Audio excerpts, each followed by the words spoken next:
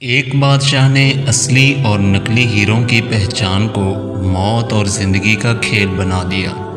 اس کھیل میں کئی لوگ اپنی زندگی کی بازی ہار گئے، لیکن ایک اندھے شخص نے اپنی فہم و فراست سے یہ چیلنج جیت کر سب کو حیران کر دیا۔ تو آئیں شروع کرتے ہیں۔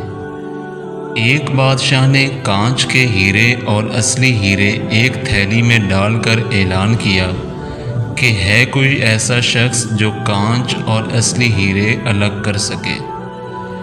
شرط یہ تھی کہ کامیاب شخص کو منہ مانگا انعام دیا جائے گا اور ناکام ہونے والے کا سر قلم کر دیا جائے گا۔ کئی لوگ اس کوشش میں اپنا سر قلم کروا بیٹھے، کیونکہ کانچ کے نقلی ہیروں کو اس مہارت سے تراشا گیا تھا کہ اصلی کا گمان ہوتا تھا۔ بادشاہ کے اس چیلنج کو سن کر ایک اندھا شخص شاہی محل میں حاضر ہوا۔ سلام کے بعد بولا کہ میں اصلی اور کانچ کے ہیرے الگ الگ کر سکتا ہوں۔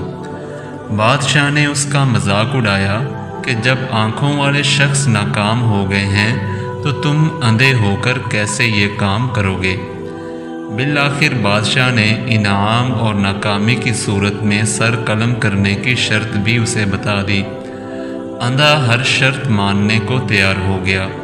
اس نے ہیروں کی تھیلی اٹھائی اور محل سے نکل گیا۔ کافی دیر کے بعد واپس آیا۔ اس کے ایک ہاتھ میں اصلی اور دوسرے ہاتھ میں کانچ کے نقلی ہیرے تھے۔ بادشاہ کے جوریوں نے تصدیق کی کہ اندھا جیت گیا ہے۔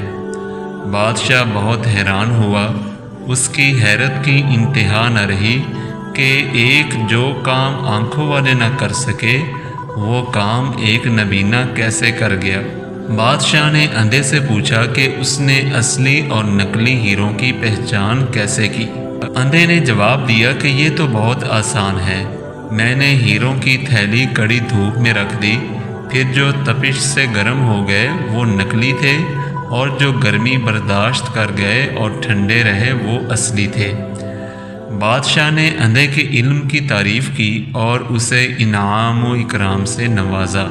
اس کہانی سے ہمیں یہ سبق حاصل ہوتا ہے کہ زندگی میں ہمیشہ اصل اور نقل کی پہچان صرف آنکھوں سے نہیں بلکہ عقل، صبر اور تجربے سے ہوتی ہے۔ جو لوگ دکھاوے سے متاثر ہو جاتے ہیں وہ اکثر دھوکہ کھا جاتے ہیں، مگر جو سچائی کو پرکھنے کا ہنر رکھتے ہیں وہ اندھے ہو کر بھی وہ کچھ دیکھ لیتے ہیں جو دوسروں کی نظر سے اوجھل ہوتا ہے۔ انسان کی حقیقت آزمائش کے وقت سامنے آتی ہے۔ جیسے اصلی ہیرے دھوپ میں بھی ٹھنڈے رہتے ہیں، ویسے ہی سچے لوگ مصیبتوں میں بھی اپنا وقار اور کردار نہیں کھوتے۔ اس لیے ظاہری چمک سے دھوکہ نہ کھاؤ، بلکہ عقل اور بصیرت سے سچ اور جھوٹ اور اصل اور نقل کی پہچان سیکھو۔